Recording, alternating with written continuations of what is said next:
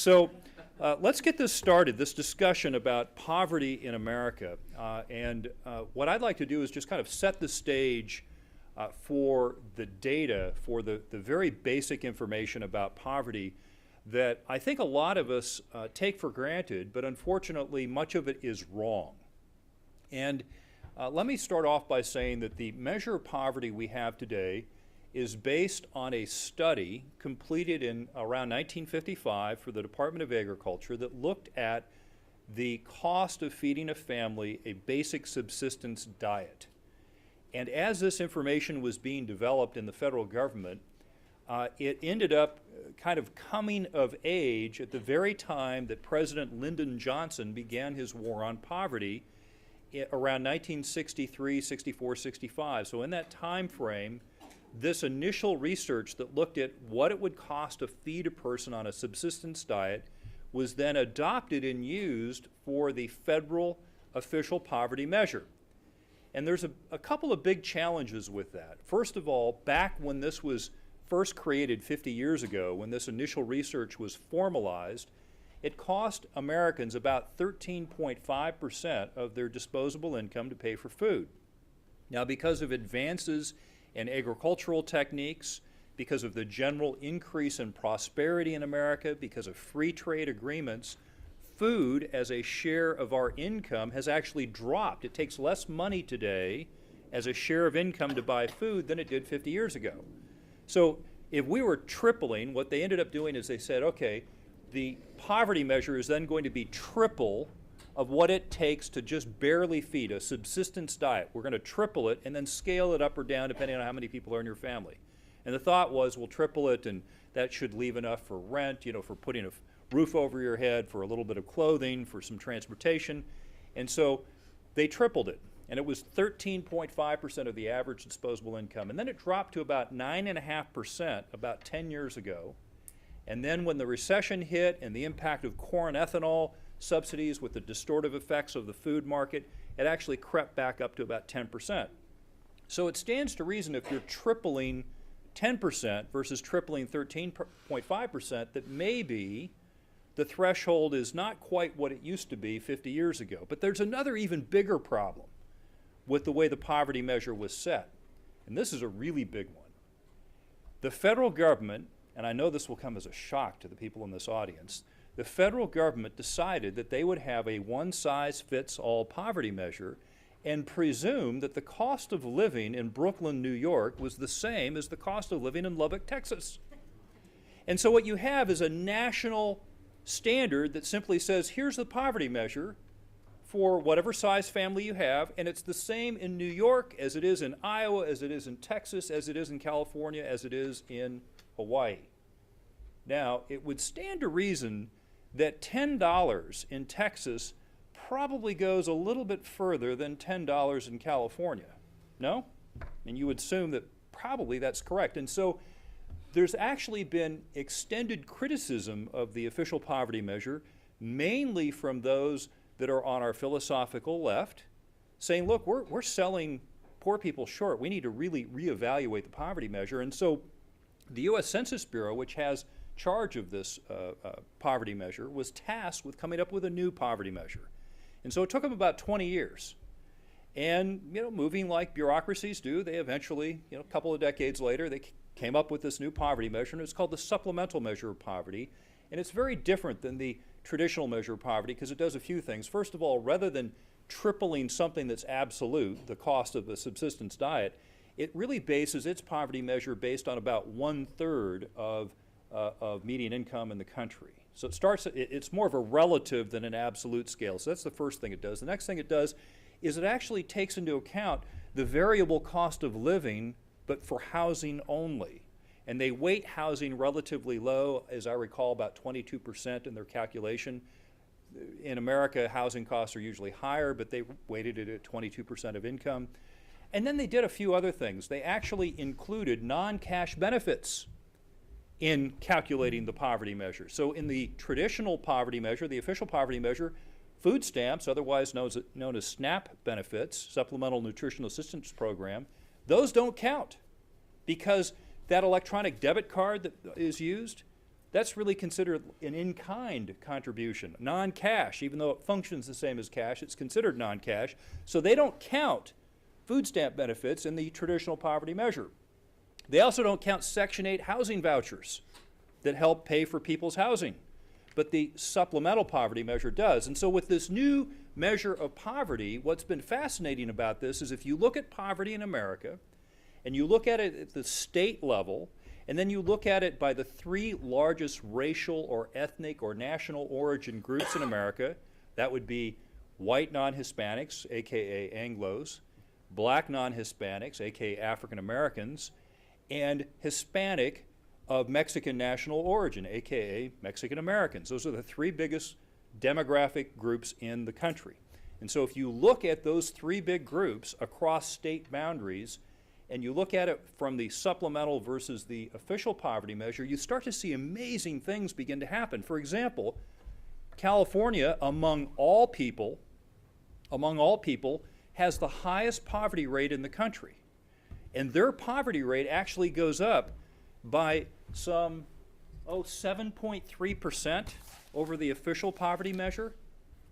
So they end up with a poverty measure indicating about almost a quarter of Californians are in poverty, and on a per capita basis, about 47% more Californians in poverty than Texans. And what's amazing about that is the two biggest states where 1/5 of Americans live are both minority-majority states. They're demographically almost mirror images of each other. You won't find two big states that are more alike in terms of their demographic composition. And yet, California, where they tax 52% more state and local income as a share of state income than in Texas, 52% more taxes. In fact, California could get rid of its income tax, which is the highest marginal rate in the country, and they'd still tax more than does Texas on a state income level. And with all of those taxes and with all of those benefits, they still have 47% more people in poverty under this new measure. And the importance about this new measure, I can't emphasize this enough, because if you start to look at poverty and you try to link it to different things like out-of-wedlock birth or high school graduation rates or public policies like the level of taxation or economic factors like the percentage of manufacturing or tourism as a share of the economy, if you look at all of these different factors but you try to look for statistical trends using the official rate, you're not going to find any statistical trends. The official rate is so distorted because it doesn't take into account the cost of living, you don't really see any connections. But what's amazing from a statistical standpoint, as I begin to geek out a bit here, is that when you look at the supplemental measure of poverty and you start looking at trends with, for example, out-of-wedlock birth, high school graduation rates, 8th grade math scores, and then you look at things like employment, you look at things like lawsuit climate, you start to see these correlations both in bivariate statistical correlations and multivariate analysis. And they begin to become quite shockingly strong. And so that is something that we are very excited about at the Foundation, because this new measure of poverty actually allows for some fundamentally different understanding of what appears to be linked to poverty in America and how do you address it. And what we've found so far in our research, looking at these different groups, right, these different ethnic groups, trying to find some connections, is that it appears to us that the Texas model of more freedom, a more consistent and lighter regulatory burden, lawsuit reform, that these things result in more jobs, and more jobs as a share of the population from 24 to 64 result in less poverty, and that jobs seem to be more important at reducing poverty than government benefits. Jobs. And then we look at, well, what is it that impacts jobs? And we see some connections with things like disability, where when people go on disability or abuse the system, SSDI, you see a big drop-off in the number of people working. And then what seems to drive disability? Well, we find that the lawsuit climate, even though they're separate systems, even though the disability system has different judges, different attorneys, different doctors, than the system that you use if you go sue somebody. What we find is that places like West Virginia, with the worst lawsuit climate in the country, also happen to have the highest number of adults on disability. Isn't that an interesting connection? So ladies and gentlemen, what I'd like to do then is to turn things over to Dr. McMahon, who's going to give us a kind of a global view and a North American view of economic freedom. And Shannon and Tracy for... Oh, now that's interesting. It started about 30 years ago. It was led by Mike Walker, Milton Friedman, and Rose Friedman, and involved 60 of the world's top scholars, including 3 Nobel laureates. This is the classic definition of economic freedom. Individuals have economic freedom when the property they acquire without the use of force, fraud, or theft is protected from physical invasions by others, and they are free to use, exchange, or give their property so long as their actions do not violate the identical rights of others. We look internationally at 5 areas: size of government. If government taxes too much or spends too much, it reduces the space for free exchange. Private property and the rule of law. Fortunately, in Canada and the United States, this is something we take for granted, but around the world, it is the fundamental infrastructure of economic freedom. And where it doesn't exist, economic freedom doesn't exist, because the rich and the powerful take advantage of the poor and the weak. Sound money, which is one of the few things that has been largely solved, except in places like Venezuela, of course. Trade regulations and tariffs. You should be able to buy and sell to anyone, anywhere in the world, not just the United States. And regulation of business, labor, credit, and capital. You should be able to hire whom you wish and work for whom you wish. This is a big problem in much of the developing world, where labor market regulations exclude a huge a percentage of the population and keep them in poverty and keep them from a path that would advance them forward. You should be able to borrow from and lend to whom you wish, set up a business or close a business when you wish. That, again, is a surprisingly big problem in many countries. There are regulations against closing a business even after it's losing money. So you can go, so you don't want to set up a business if you can't close it, if it doesn't work, because you'll go bankrupt. So these are the key foundations of free markets. And the important central question is, do freer markets reduce or increase poverty? And that's what we'll be looking at. Now, for the North American Economic Freedom Index, we look at size of government. How large is government? We look at takings and discriminatory taxation. Now, these are one category in the international index, because governments can only, in effect, spend the money they raise. So there's an accounting book identity there, except for a few nations that have a large amount of foreign aid. However, in a subnational index, the federal government may come in and spend more or less money in a particular place, or subsidize the local government. So in effect, for instance, where I'm from in Atlantic Canada, federal subsidies to Atlantic Canada, because we're supposedly a have-not region, are equal to 20% of our GDP. So there's a disconnect between spending and taxation. That's why we look at them separately. We also look at labor market regulations. Now, the items there in yellow are ones where we do not at this point have good subnational measures. Now, some subnational measures simply don't exist. So, for instance, sound money, the rate of inflation is going to be national regardless. You can't get subnational data because it doesn't exist. Others, we are still looking for subnational data. Can we get more details at the state level on regulation of credit, on rule of law? Some states have more corrupt rule of law than others. So we want to fill out those areas to get a deeper picture. But right now we look at economic freedom on a state-by-state basis. Now, we have managed to integrate this so that the Canadian provinces and the Mexican states are included in the index.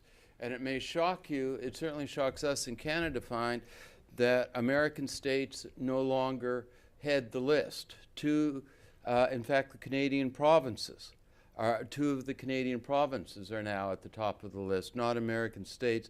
And this has a lot to do with the decline of economic freedom in the United States over the past, not just this administration, but the previous administration too. So this index creates a map for states to free market reform, and it also provides a scorecard for them. As Chuck mentioned, we have partner institutes around the world with now 90 nations and territories. I'll give you a chance to read that. Yeah. Okay. Economic freedom has increased dramatically over time as people have discovered the benefits that it brings. The revolution really starts with Ronald Reagan and Margaret Thatcher around 1980, a little bit earlier for Thatcher, and the benefits it created were so profound that they got copied around the world. Given the slow start, I'm going to skip some of these slides to stay within my time period. So this looks internationally at the impact of economic freedom in our global model. So the quarter most free nations are on this side. The quarter least free nations are on this side. And you can see a massive difference in per capita income. The per capita income of the freest nations, the quarter freest nations in the world, is about 40,000 US, or equivalent to 40,000 US dollars. For on-free nations, it's only about $6,000. But we want to look at poverty here today. So this is the percentage of income that the poorest 10% earn, and you can see it's not much of a pattern there. An economist would call that more or less a random walk. In other words, the percentage obtained by the poorest 10% of national income in the least free nations is about the same as it is in the most free nations. Now you will notice an interesting pattern there, kind of a U-shaped. And this goes back to an old economic idea which has been somewhat discredited, that inequality increases. In other words, the percentage share of the lowest 10% decreases at early stages of development, and then the system becomes more equal as you start advancing, so that you see in the most free nations, the poorest 10% receive actually a good chunk more of national income. Now the interesting thing about this, and I don't want to go on about it too far, is that the fellow who came up with this idea later rejected it. But it's very curious. It doesn't work in time streams. In other words, if you look at an individual nation, you don't get that pattern. But when you take a snapshot, you still get the pattern. So there's something quite interesting going on there. But now take a look at that. Let's just say that's more or less a random walk. But what does that actually translate into for income of the poorest 10%? Then you see this remarkable graph. Because economic freedom produces so much more prosperity, the per capita income of the poorest 10% in the most free nations is nearly $12,000 a year, compared to under $1,000 a year in the least free nations. In other words, the same percentage of income produces a much higher level of income. Now I just got a 2-minute warning, and I'm about halfway through given the slow start, so I'll just have to speed through here. Economic freedom actually makes people happier, and I'm not going to explain the chart. Economic freedom of North America. This is how the states rise. You'll see that Texas is the most free of the American states, and Maine is the least free. One of the interesting things about this chart is you'll notice that states from all the regions are mixed through.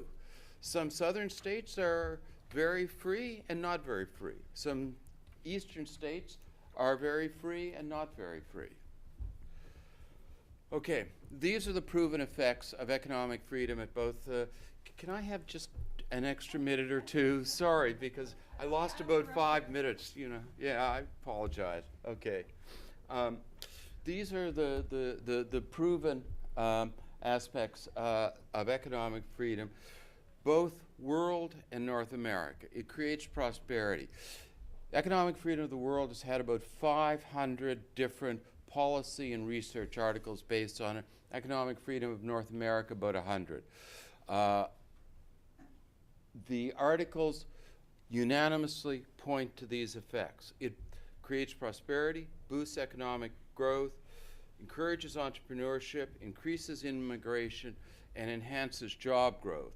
Now, to the point here, there are two things that are proven internationally that we don't yet know on the subnational level, which is why the work that Chuck is doing in exploring this is so important. We know internationally that it does not increase inequality, but likely does not decrease it. It might, but it probably doesn't. We know internationally that economic freedom dramatically reduces poverty, however, by creating more wealth overall. So the same share of wealth creates a much better standard of living. This is economic growth on one hand and economic freedom, growth of economic freedom on the other hand, and you'll see quite a strong fit. This is of the 50 American states. This isn't internationally. I'm going to skip that one. Maybe I need to go, but no.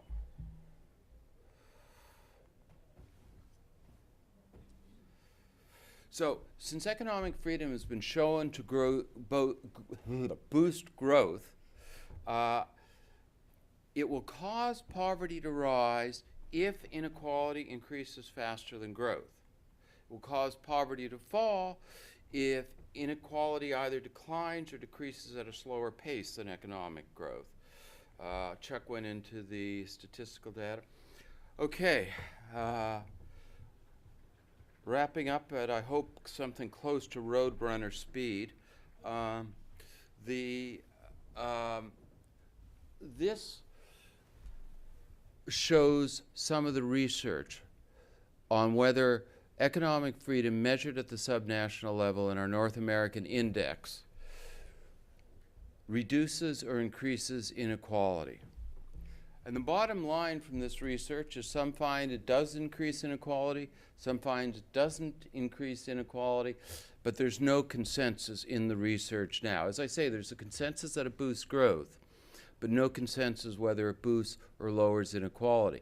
Now, what this does mean is if it doesn't change inequality, or at least doesn't change it substantially, economic freedom will reduce poverty by creating more prosperity for all, so that roughly the same percentage of income, the same level of inequality, will reduce poverty.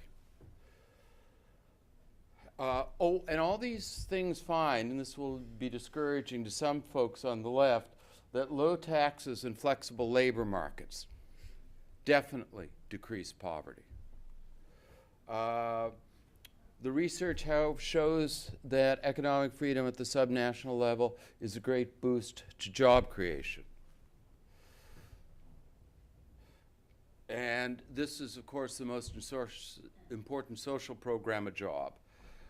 It also increases feelings of well-being. So in other words, if you live in a state that is economically free, on average, you're going to be happier than if you live in a state that's not economically free. So proven. Economic freedom at the subnational level increases prosperity and growth. And by the way, when I say proven, I'm talking about the academic literature, not these graphs, which are just a snapshot in time. It improves the quality of life in a number of ways and boosts job creation. So the question that people like Chuck are really approaching is, does it decrease poverty? The most likely Result is economic freedom does not have a great effect on inequality, but does have an effect on reducing poverty by increasing prosperity for all. That's it. Thank you for your patience.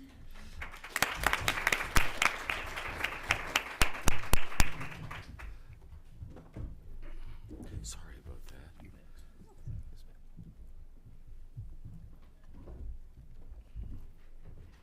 Good morning. My name is Frances Deviney, and I am with the Center for Public Policy Priorities, and I do absolutely want to thank Chuck and the Texas Public Policy Foundation for including me in this really important discussion this morning. Now, I believe I was invited here today to be the anti-freedom speaker. But I'm going to have to disappoint, because actually at the Center for Public Policy Priorities, we actually are big fans of freedom. And personally, I don't like being told what to do. I don't know about you guys, but I like my personal freedom as much as any other good Texan, any other good American, right? And so I don't want to start out with the fact that I might be coming up here with a contrary point. In fact, I think we have a lot of agreement, fortunately, between our organizations in what actually is important for reducing poverty. And I think one of the most important statements that we have is a job is the way to decrease poverty. A job is the best pathway for decreasing poverty, and having the opportunity to build your skills, to be able to move up the economic ladder. You may start out in a low-paying job, but to be able to see the pathway to being able to move from low wages to mid wages to hopefully maybe one day reaching the American dream and getting to higher wages is absolutely what we all strive for. So I think we absolutely agree on that. We also absolutely agree about the inadequacy of the poverty measure. What's truly exciting about the supplemental poverty measure is that it shows the power of when we do make a choice to actually try to reduce hunger or try to reduce elderly poverty, it actually makes a difference. And that's what Chuck was referring to earlier when we see that the poverty rate's actually lower. When you disaggregate the supplemental poverty measure, which they haven't done at the state level, but when you do it nationally, what you actually see is that the supplemental poverty measure shows great improvements for children because we focus a whole lot of our resources and attention to being able to improve outcomes and opportunities for kids. But when you factor in medical expenses, even though we do so much for seniors, when you factor in the extensive medical expenses, you actually see the supplemental poverty rate nationally is higher for seniors than it is in the regular poverty measure. So there's a lot of really interesting discussion, and I won't wonkadoo on that anymore, but I think it's a really important fact to note that there's a lot of consensus about what is really important in terms of moving the poverty measure in the country. Now, at the Center for Public Policy Priorities, we actually believe in Texas. I know everyone in who raised your hand if you believe in Texas. If you didn't, you wouldn't be in this room right now, right? We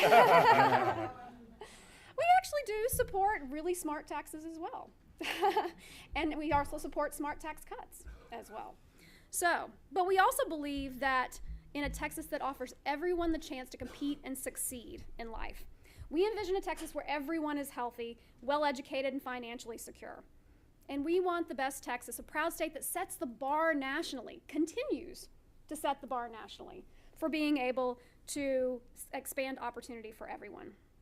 But we also believe that smart public policy based on hard data like what Chuck has talked about earlier today, is going to help us create the best policies moving forward. Now on Tuesday, we'll begin the 84th regular legislative session, and most Capitol watchers are going to be talking about what our differences are, right? They're going to be really focused on where everybody's butting heads.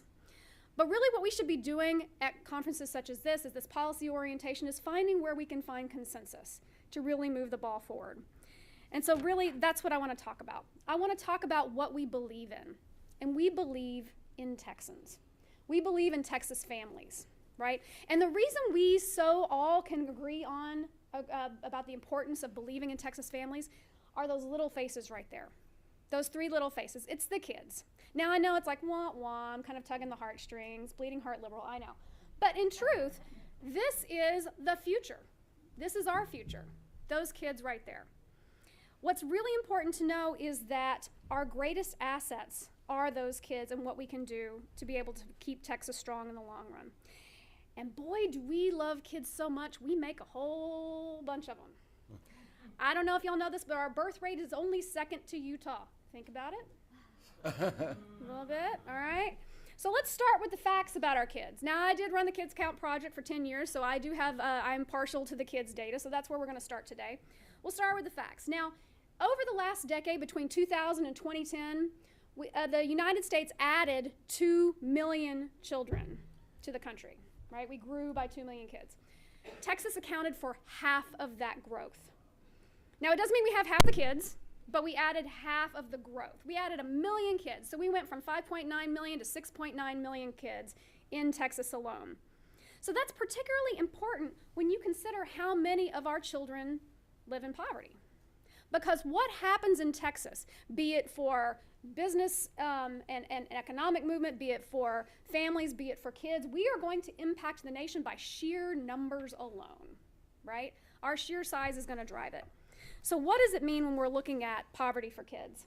Now, this is the regular poverty measure because we don't have supplemental poverty for Texas broken down for children over a long period of time. So given the caveats that we talked about earlier, we'll keep that in mind. But if you look at the regular poverty measure over time, what it shows is that we have about 1 of every 4 kids in our most recent data from 2013 living under the poverty line. And that's about, it's a little less than $19,000 a year for a family of 3. Now, I live in a family of 3. I can't imagine trying to make my rent, buy my groceries, pay for gas, and try to do all those basic things on less than $19,000 a year. It's pretty extensive. But what's interesting about this graph is that it actually continued to climb after the recession. Now, why would that be, particularly in a state like Texas? Texas entered the recession later than most everybody else because of our strong economy. We came out of the recession earlier than most everybody else because of our strong economy, and yet we still see poverty climbing over time. Now, there's a lot of reasons for this. I'm not going to say this is the only reason, but one of the reasons is because if we look at jobs that were lost and gained during the recession, what we saw nationally was that most of the jobs that were lost were those mid-wage jobs, those good-paying jobs that kept families above the poverty line. And after the recession was over, the jobs that came back were those low-wage occupations. Those are the ones that came back first and the fastest. So for many families, they really were working hard. And in fact, Texas has one of the lowest unemployment rates in the country. We have a lot of really hard workers, but their opportunities are really with these low-paying jobs. So again, bringing in jobs that are good-paying and have good resources is one of the best opportunities to be able to move people back into that mid-wage job section. But really, the question is, why should we care about poverty? Why are we even talking about this at all? Isn't this really just about personal responsibility? Well, yeah, it is. It is about opportunities that people can make and take for themselves to be able to move ahead. However, poverty itself is one of the most significant barriers to opportunity and individual freedom today. If you don't have health care, food, the ability to pay for your rent, or savings to fall back on, how can you possibly take the risks you need to be able to be innovative and creative and move ahead? Research shows us that poverty is really connected to a lot of negative outcomes, particularly when you look at kids who are growing up in poverty. So let's start with health. Mothers who live in poverty, who have babies, their babies are much more likely to be born low birth weight. That's less than 5.5 pounds. That increases the chances that they will have developmental delays and disabilities, which will impede them the rest of their lives. If they were only born a pound heavier, a couple of pounds heavier, they might be able to avoid all those long-term disabilities. When children are older, if they're living in poverty, elementary school age, middle school age, they have worse health outcomes than kids who are not living in poverty. And they experience higher rates of chronic illness such as asthma and diabetes and heart disease. Poverty is also connected to greater challenges in education, because you can imagine if you come to school hungry or you come to school battling an illness because you couldn't get in for preventative care, it's hard to do your work, right? Also, kids enter school behind. They hear about 1 million less words just from sheer conversation. And that's not unique words. I have to say, I probably don't know 1 million unique words, right? I don't know. But they're just conversation that you have, and that stimulates the brain to be able to help those children be ready for all the language acquisition that they have to make in school when they enter kindergarten. And so they perform less well on standardized tests, then that means they're often held back, and that creates that pattern that goes on, and they're less likely to graduate from high school. That then means that they are now in the trap of poverty for multiple generations. Unfortunately, in this country and in many countries, we have a cycle of poverty that goes from generation to generation. And unfortunately, mobility out of any particular economic area, if you're low income moving into high income or high income moving to low income, has stayed pretty much the same. So we haven't actually seen that change over the course of the many decades for mobility to increase. But when you talk about economic opportunity and whether that lasts over the lifetime, what you're really talking about is economic opportunity for a family. When you're talking about kids in poverty, you're talking about what's the family making, right? You can't talk about kids in a vacuum, and you cannot improve child poverty unless you talk about improving opportunities for families. So really, when kids succeed, only when families succeed. You have to have a two-generation strategy to make any kind of dent in child poverty. And you know what? We have gumption in Texas. We actually do work really hard, and we have that individual responsibility in our souls. We all know that personal responsibility is the key, and you can see that reflected in the data. We have very low unemployment in Texas. Nearly 60% of our families that live in poverty have a full-time worker at the helm. That percentage jumps significantly when you start adding in if you have two workers who each have a part-time job or that kind of thing. And 50% of our families that live in poverty have a household head that has a high school degree. Now that seems low, but when you compare nationally it's like 36%. So that's a huge difference. And so we've got more people that live in poverty that have those high school degrees. And yet we have one of the highest rates of adult poverty in the country. So based on these numbers, based on our own sheer will, that's not going to drive poverty down alone. Sheer spirit can't do it. It's equally important to recognize that the barriers are also structural and systemic and can be overcome with concrete policy solutions, and we've got examples of that here in Texas. So I'm going to focus today on how we can build a pathway to opportunity through investing in education. We do not disagree with making sure that we have an opportunity to build good jobs, create good opportunities for people. But you can't focus on creating jobs alone. We also have to focus on creating the workforce to be able to fill those jobs. And that begins with education. So we're going to talk about good jobs, public-private, non-profit partnerships, and early education. So let's talk about those good jobs. Now, traditionally what we've looked at is high-skill, mid-wage, and low-skill jobs. And historically, mid-skill jobs did not necessarily require a higher education, post-secondary education. If you think about traditionally in America, we think about those good blue-collar jobs, right? Those industrial jobs, or working in an auto mill or an auto factory. And those really were the major pathway, particularly after World War II, for people being able to move into the middle class. Unfortunately, those are the very jobs that have become automated and are beginning to disappear. And so we're squeezing those middle-class jobs out. Now, over time, what we know when we look at research going forward is that the new wave of those good, strong, middle-income jobs are going to be significantly related to the education that people have.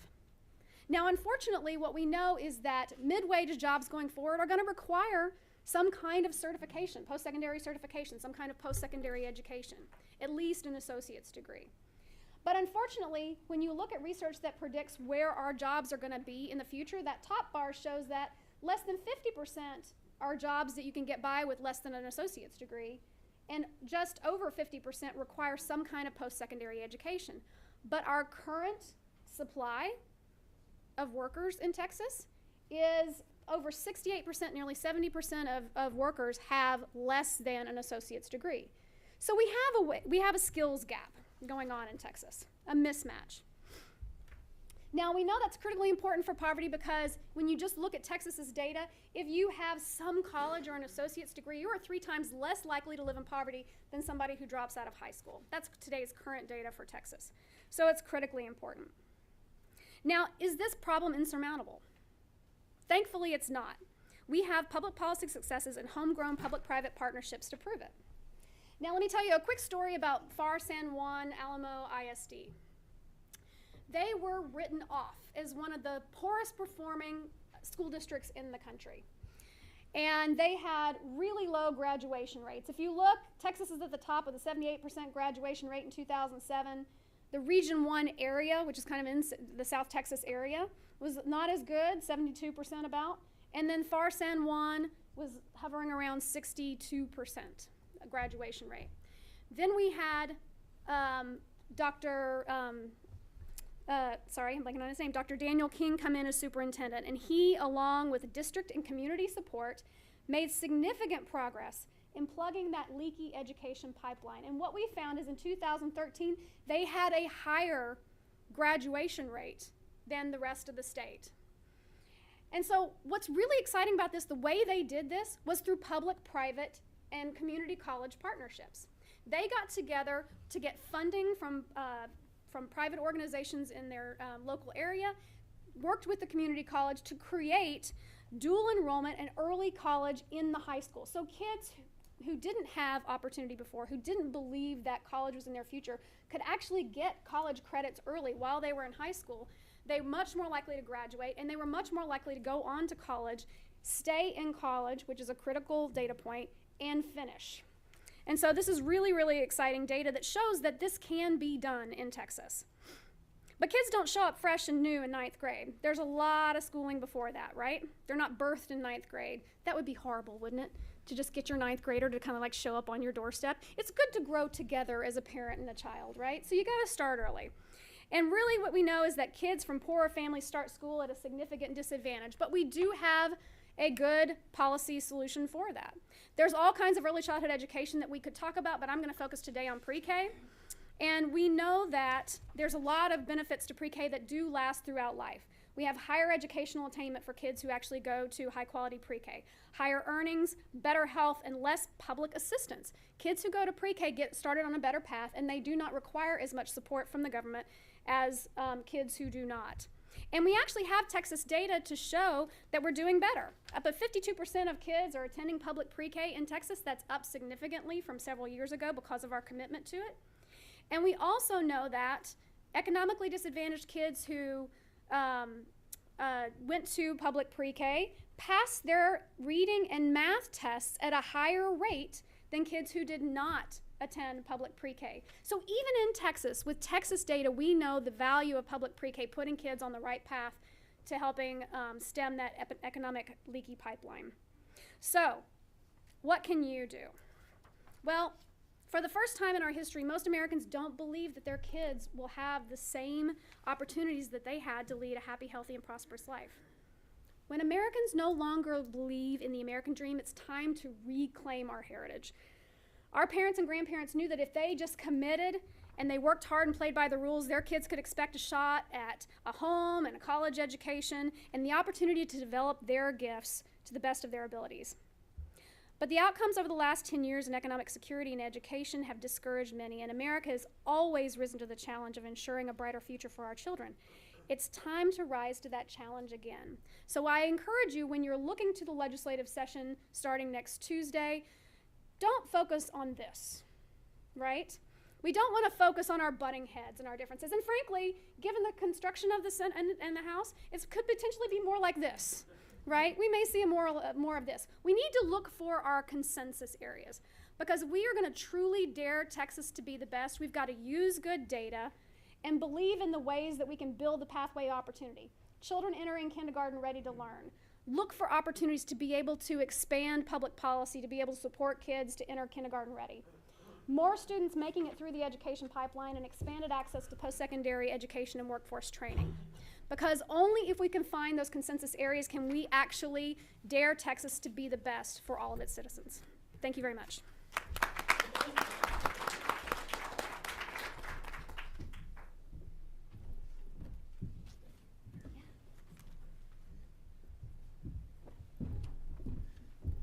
Well, thank you very much. Good morning. I'm proud to represent 5 counties in southeast Texas, and back again this morning. I had a presentation or panel discussion on criminal justice, juvenile criminal justice, specifically a couple of days ago, and good to be on this panel of august researchers.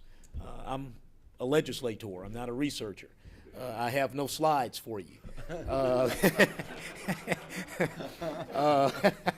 I have no slides for you.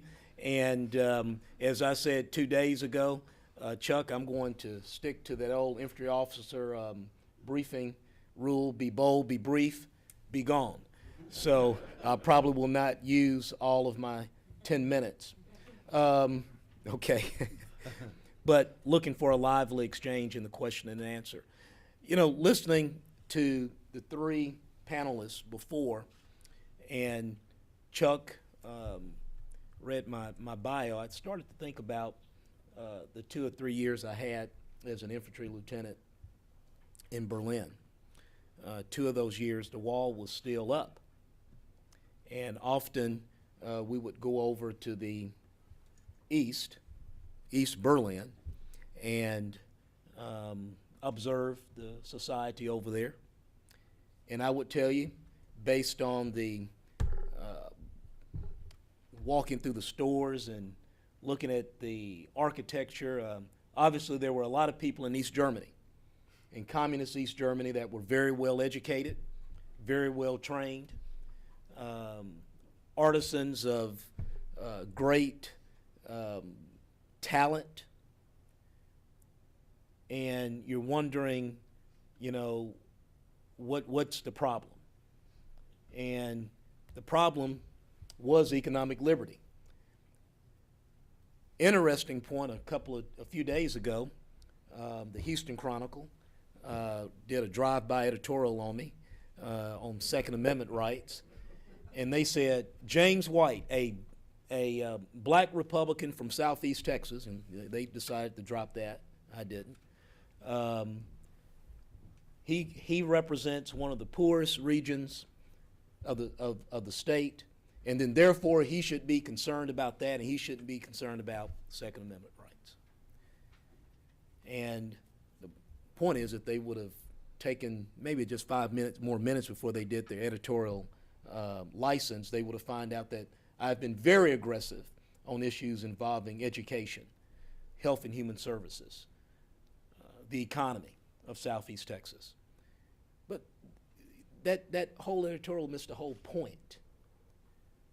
If there is a lower level of economic prosperity in Southeast Texas and East Texas in general, it's not because people want to exercise their Second Amendment rights. It's because when you go back and look at all the indices and all the activities that were going on in the past, there were failed economic policies of the past. High taxes, high regulation, and that resulted in those economic results. It wasn't, you know, we make these false correlations or these false causations. That wasn't the case. So the point is, when I began talking with Chuck about this, and let me start off also by saying this. This issue of talking about poverty is a serious issue that requires a serious discussion because it has serious implications. This is a moral issue. This is not an issue to run around and gin up campaign contributions and votes. This is real people. These are real people, excuse me. You go to communities that we say lack economic prosperity, or they're poor communities. These people are not poor. They're actually very rich in faith.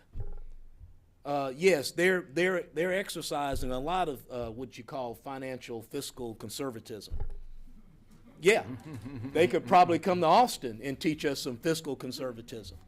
Those of us, Karen, that grew up in those types of environments, yes, we were doing preventative medicine. You know, put that cap on your head, boy, that was my mama to me. I don't have any money to take you to the hospital when you get an earache.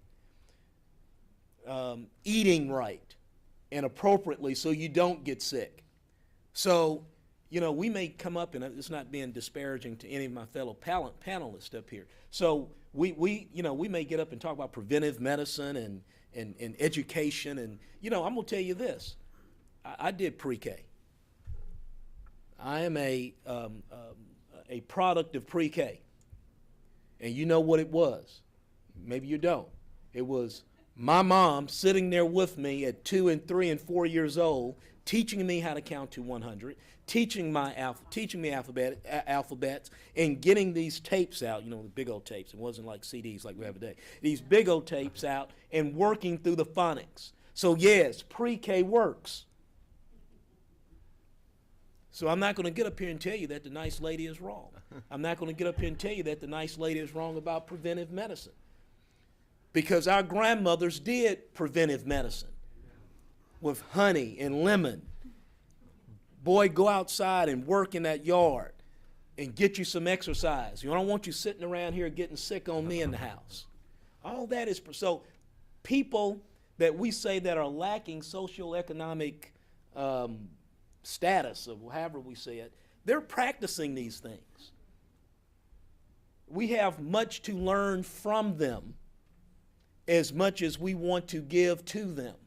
So that is a lesson there. We shouldn't show up expecting to give them something or that they're looking for something.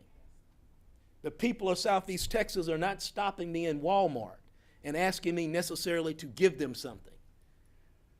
They're asking for a job.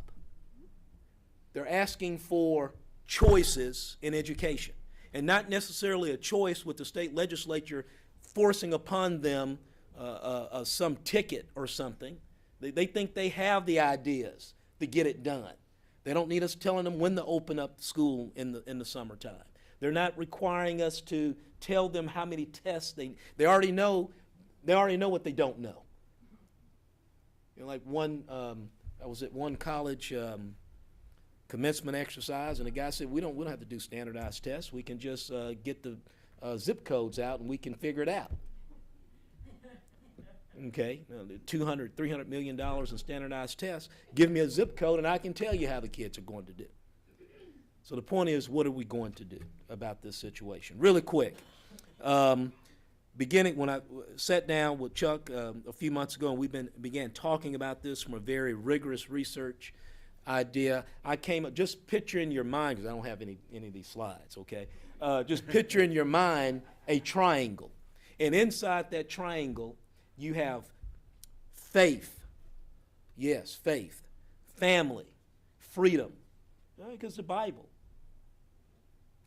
you know, has a lot of discussion about poverty and prosperity. Again, much of which the people that we're up here talking about practice daily. Family. Research says, you know, family's intact. You know, other great things happen. And with that, freedom. So inside this triangle, put those three concepts inside the triangle, and you can make your mind up on how you want to label the 3 points on the triangle. The economy, criminal justice, and education. Let's first look at the economy. It's just basic economics. I was an economics teacher and a government teacher before I was elected to the legislature. You know, it's just basic economics. We can talk about it all day. You can show all the slides and all the index and indices you want. The more you tax something, the less you get of it. The less you tax of it, the more you get. So if you want more jobs, you need to reduce the cost that the job creators, the risk takers done. You need to reduce that cost on them if you want more jobs. It's just common sense. Okay? There's no argument about that. Regulations. You can't regulate people out of existence. We do a lot of regulating here in Texas. I know we always like to talk about Obama and D.C. We got a lot of big government in Texas. That nice lady in Dallas who won her suit yesterday, or a few days ago, the African hair braiders lady. And let me give you some more insight on that, because I've been following that for some time. And I've talked to the Texas Department of License and Reg on this earlier last year about it. And I kind of told them, I think I know how this is going to come out. You're going to lose. And I asked them, why don't you just go ahead and fold right now? But they said, because of the legislature. And let me do this footnote. The reason why these bureaucracies, that's what you call them, or agencies are acting or behaving the way that they're behaving is because the legislature has statutes. We don't want a runaway executive branch, that's what we say. We don't want a governor acting like a certain president that acts unilaterally. So the executive branch is only doing what the legislature has asked them to do. So that's why they were regulating that lady out of existence in Dallas. But here's two sides to that. She won, and we sent a letter. My office, James White sent a letter to the Texas Department of Licensing and Reg and asked them, please do not pursue an appeal on this. Do not spend any more Texas taxpayer money fighting this lady in court, fighting her God-given right to pursue happiness. And then I picked up the phone and I called Mr. Kuntz over at TDLR. We had a nice discussion. It hasn't been very confrontational because they asked for legislation a couple of sessions ago that we would not have been in that situation.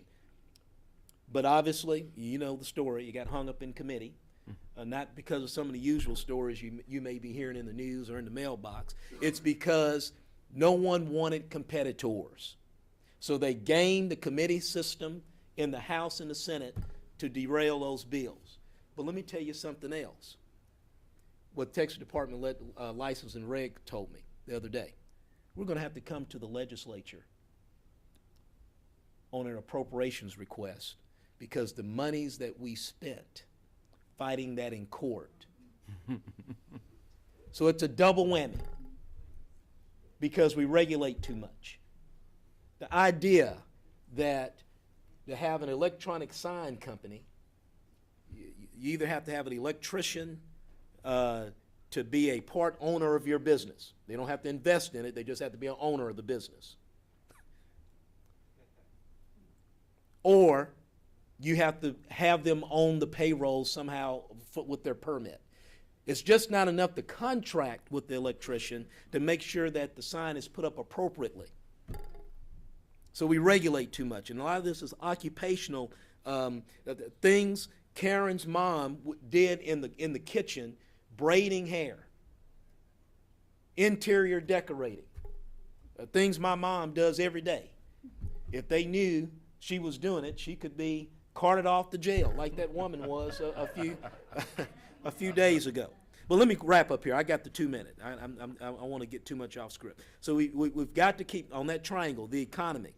On one of the other points, criminal jurisprudence. We've got to start lifting up people more instead of locking up. My first few committee sessions on corrections, you realize we don't have the monies to lock up all these people. I actually have principals and justices of the peace in Texas that have called me as a result of the truancy legislation that I filed and said that they really believe that putting kids in jail is an effective means to getting people to come to school. I have to have something, Rep. I have to have something to make them accountable. They really believe that. And then we have some issues again with occupational licensing. After you've done your time, you've paid your debt back to society for a wronging society.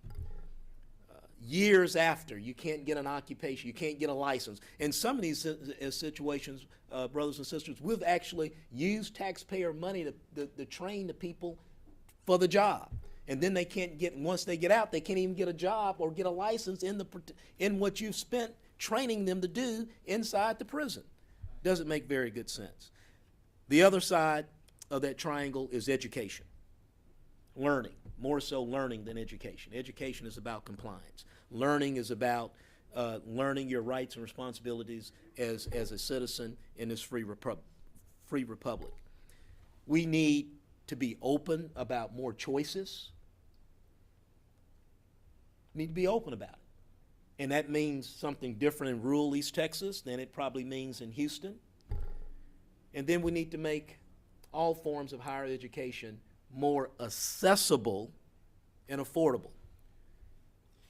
for whatever it means. I had one of my capital director here told me that, he said, you know, Representative, did you know in the state of Texas, if you do an online program for a law degree, you cannot sit for the bar in Texas? Now, if you do the online program, you can pass the bar somewhere else, and through reciprocity, then come back to Texas and take the bar. So we have all of this regulation, all of this taxation. And let me also add what helps, because even loggers, yes, loggers at $30,000, $35,000 a year, they tell me one of the things that frighten them most is a lawsuit. So we got to have also good, strong lawsuit reform as well. Hey, thank you very much. God bless you, and I look forward to answering and engaging in your questions. All right, let's snap to it. Do we have any questions? Yes, back there. System we've created chaos and dependency. My family is in multifamily business, and I'm going to tell you, it's almost at times hopeless. And when you think about how rich this country is, if you have a child at 15 or 2 by the time you're 18, you ain't going nowhere. Okay? We don't talk about this in school. This has to be our last question, so we Okay. need to, could you Oh, gosh. get to the question? I'm just saying, and the left loves dependency. The left in this country Okay. loves dependency because they love votes. I don't think, was that a question? All right. Okay, we're all right. I mean, We- what do you all think? One about yeah, one question, and then we're actually running a little For late. We got to get out Dr. of here. McMahon, we know the Democrats are going to want to fix inequality by raising taxes. What should the Republicans offer as an evidence-based policy to counteract that argument? 30 seconds. Well, what was just said was tremendously important. You can actually reduce poverty in the short term by throwing a lot of money at it, but then you trap people in a long-term, multi-generational cycle of dependence. In fact, even the unions in Ireland supported welfare reform because they saw people trapped in the cycle. So the thing is, so you have plenty of evidence that that is a really, really bad thing, and it's not difficult to dig up. The better approach is education. And look, I'm going to say something very quickly.